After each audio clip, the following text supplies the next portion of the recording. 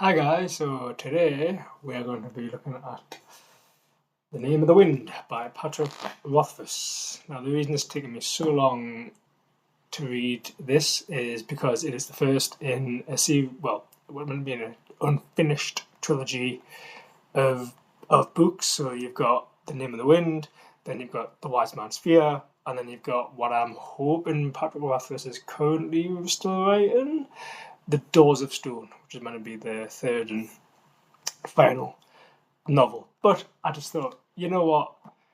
Game of Thrones still isn't finished. I've read that, and also you only live once. Why should I limit myself to what I read and potentially not read what is often considered a very, very good fantasy book? So, spoilers. It's fucking mint.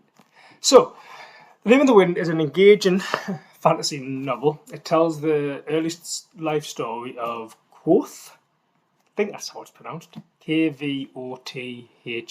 Pretty cool name. A gifted but troubled young man who becomes a legendary figure in this world. The book follows his journey from a travelling troupe performer, which he's in with his parents also, to a student at a prestigious university where he studies magic. Rothfuss writes in such a rich and lyrical style that it draws you in instantly. It flows so well. It's incredible. I've honestly never read a writer's work like it. And what really is interesting is that the story is framed around Kvothe recounting his own past, so it gives it a reflective and personal tone. This makes his successes feel more meaningful, and he struggles more emotional. Like you generally do feel. Well, when I was reading it, I generally felt for him in certain places, and he's just such a nice guy. Really, he's someone who you would happily, especially with all his stories, happily go down the pub and have a pint with and just chat with. One of the novel's strengths is its detailed world building, which is, for a fantasy novel, that's a staple. You need that.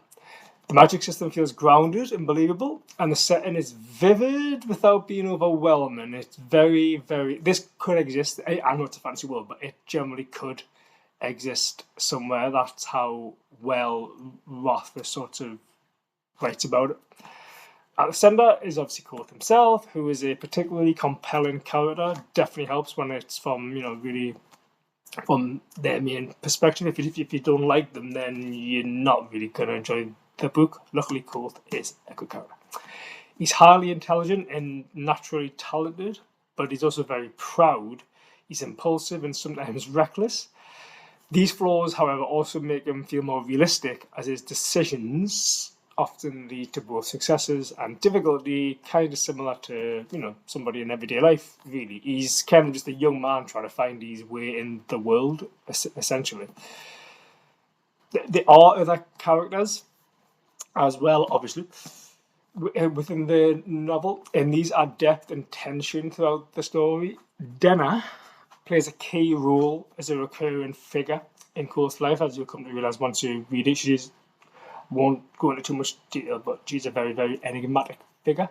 She's independent and elusive, with a very mysterious past that makes her both fascinating and hard to truly understand. Like, when you read it, I kind of wasn't sure where I sat with her, which is good though. I do like a bit of a mystery. It makes you question her motive and her relationship with Kvothe, which is again excellent.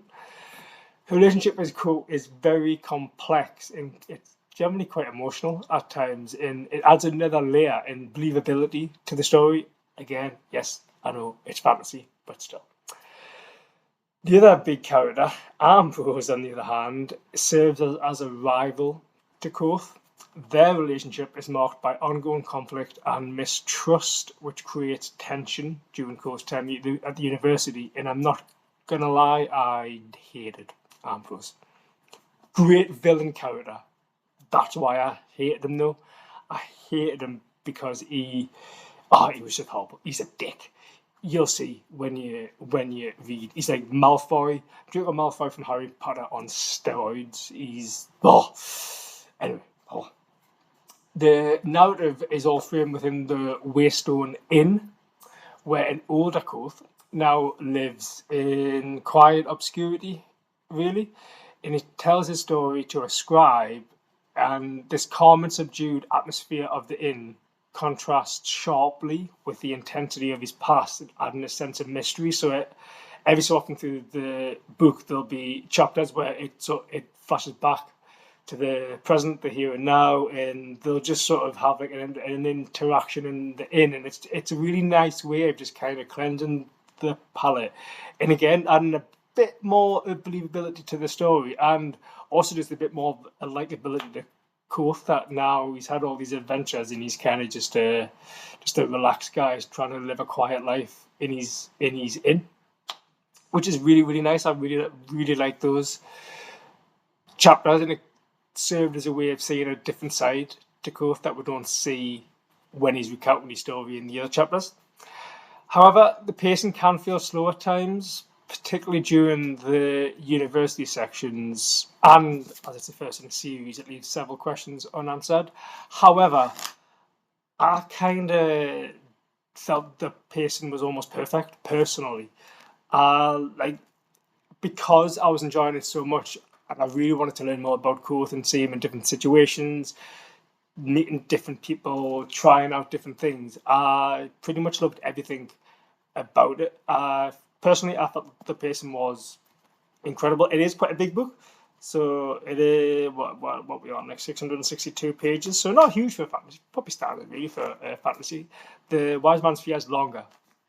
I think it's 900 and something. But to me, it's one of the best fantasy novels I've ever read. Ever.